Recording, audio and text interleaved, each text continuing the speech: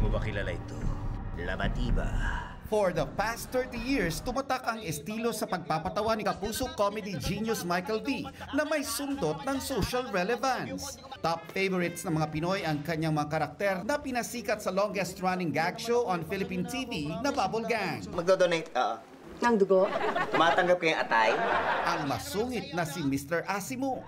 Wala po bang pasok? Ang matandang alam ang lahat na si Tata Lino. Laging walang pasok, tol. Sana hindi ka lang nag-enroll.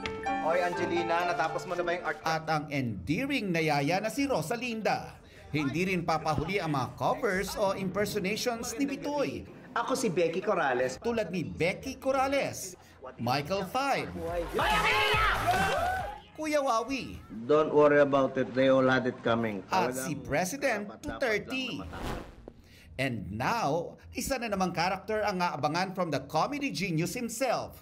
Meet Shiala Dismaya, ang karakter na tila game sa pag-attend ng hearing. Pahapyaw na ipinakilala si Shiala ng mga kababulgang niyang sina Annalyn Baro at Paulo Contis.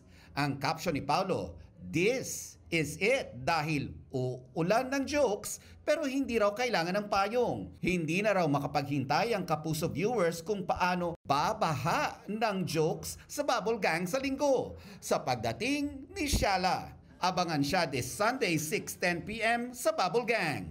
Nelson Canlas, updated sa Showbiz Happenings.